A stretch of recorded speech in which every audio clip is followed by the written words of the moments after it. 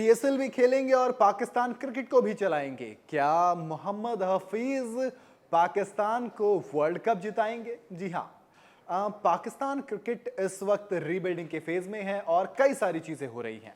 इंजी भाई का इस्तीफा आया था 30 तारीख को। उसके बाद क्या हुआ था? उसके बाद मॉनी मॉकल ने भी इस्तीफा दे दिया था और मिकी आर्थर, जिनके ऊपर सवाल उठाए गए थे, शुएब मलिक और वसीम अकरम ने पूछा था कि यार ये डायरेक्टर की पोस्ट क्या है, ये डायरेक्टर वाली पोस्ट कब से आ गई, इसका काम क्या है। अब मिकी आर्थर को एनसीए भेज दिया गया है और जितना भी फॉरेन स्टाफ था जो कोचिंग स्टाफ, उसको भी एनसीए शिफ्ट कर दिया, यानी कि उनका डिमोशन हो गया। इसके बाद नया पीसीबी को डायरेक्टर मिल गया, पाकिस्तान क्रिकेट को नया डायरेक्टर, और ये कोई और नहीं बल्कि मोहम्मद हफीज हैं। जी हाँ, ऑस्ट्रेलिया वाली और न्यूजीलैंड वाली सीरीज होनी है अब दिसंबर और जनवरी में। ऐसे में जो डायरेक्टर बने थे यानी कि मोहम्मद हफीज, वो अब कोच भी बन गए हैं। हेड कोच के तौर पर न्यूजीलैंड और ऑस्ट्रेलिया अब मिकी आर्थर नहीं जाएंगे बल्कि मोहम्मद हफीज जाएंगे। अब इससे पहले बात करता हूं कि वो जो हफीज थे, ये भाई साहब टेक्निकल कमेटी में भी थे। एशिया कप जब हारी पाकिस्तान तो रिजाइन कर दिया।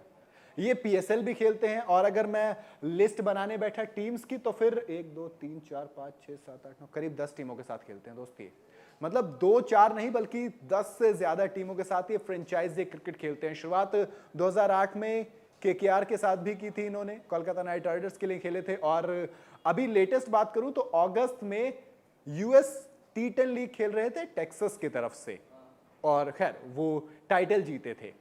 कैप्टन भी रहे हैं पाकिस्तान के। तो हफीज वो नाम है जिसने तीनों फॉर्मेट में कैप्टनसी की।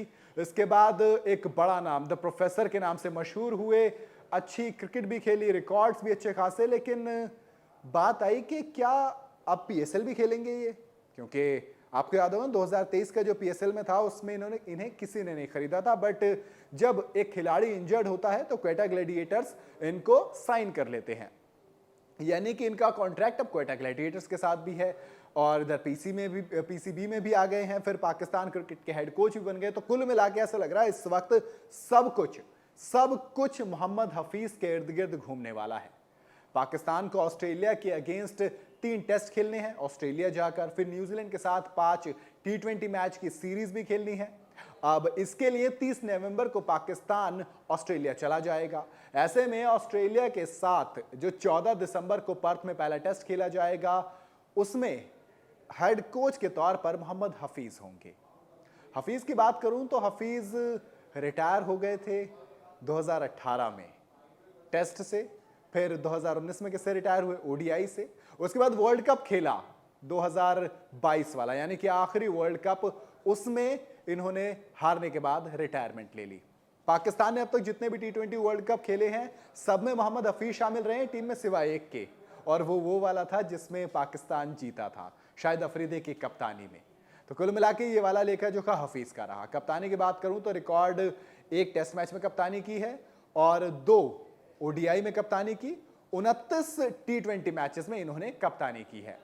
खैर अब मेन बात इसकी उस पर आता हूं। पहले जो डायरेक्टर बनाए गए हैं, पाकिस्तान क्रिकेट में डायरेक्टर वाला रोल होता ही नहीं था, बिल्कुल नहीं होता था। लेकिन इसके बाद क्या हुआ, रमीज राजा लेके आते हैं मिकी आर्थर को, निजाम सेठी पीसीबी में जब निजाम सेठी थे वो लेके आते हैं मिकी आर्थर को, और इनको हेड कोच और डायरेक्टर बनाया जाता है। हेड कोच के तौर पर असल में होते तो कोई और है, लेकिन भेज इनको दिया जाता है कि आप टीम के साथ रहेंगे। ऐसे में जो हेड कोच वाली भूमिका थी वो भी आप ही अदा करेंगे। अब जब ये सवाल हुआ, जब आप एशिया कप हारे, जब आप वर्ल्ड कप हारे, तो सवाल आ गया कि यार इनका करना क्या है, इनको हमें बाहर नहीं कर देना चाहिए, चलिए इनका डिमोशन कर देते हैं। और हफीज को अब उसी पोस्ट पर रख दिया गया है। आपने कहा कि 2 हमें चाहिए ही नहीं बंदे, हम एक से ही दोनों का काम चलाएंगे। हफीज 2003 में डेब्यू किया था इन्होंने ओडीआई में जिम्बाब्वे के अगेंस्ट। उसके बाद 18 साल क्रिकेट खेली। 18 साल क्रिकेट खेलने के बाद अब इन्होंने रिटायरमेंट लिया, फिर फ्रेंचाइजी क्रिकेट खेल रहे हैं रेगुलर। और जो असाइनमेंट है इनका, अब जो नया असाइनमेंट मिला है वो है पाकिस्तान टीम के लिए। 55 टेस्ट इन्होंने खेले, 218 ओडीआई और 119 टी20 खेले हैं, 12,780 रन बनाए हैं और 253 विकेट भी हैं। ऑलराउंडर हैं, बहुत अच्छे ऑलराउंडर हैं। ऐसे में अब सबसे बड़ा असाइनमेंट, वैसे तो स्टार्टिंग इनकी ऑस्ट्रेलिया न्यूजीलैंड वाली सीरीज से हो गई है, लेकिन इसके बाद जो एक सीरीज है, जो एक टूर्नामेंट है, वो है टी20 वर्ल्ड कप। जी हाँ, T20 वर्ल्ड कप 2012 के सेमीफाइनल तक पहुंचाया था इन्होंने पाकिस्तान को। ऐसे में क्या अब एक बार फिर से T20 वर्ल्ड कप में कप्तानी करते वक्त पहुंचा पाएंगे कहीं पे हेड कोच के तौर पर? अब कप्तान नहीं है, अब हेड कोच और डायरेक्टर दोनों हैं।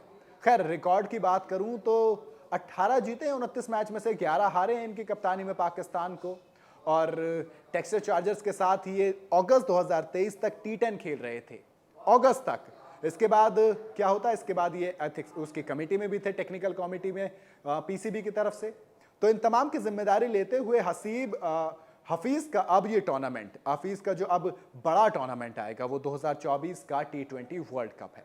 ऐसे में क्या पाकिस्तान क्रिकेट को पूरी तरह से लगभग अपने कब्जे में लेने वाले हफीज क्या पाकिस्तान को वर्ल्ड कप जिता पाएंगे? आपकी क्या राय है? अपनी राय मुझे कमेंट में जरूर बताइएगा। वीडियो अगर आपको पसंद आई हो तो इसे लाइक और शेयर जरूर करें और जाते जाते चैनल को सब्सक्राइब करना बिल्कुल ना भूलें।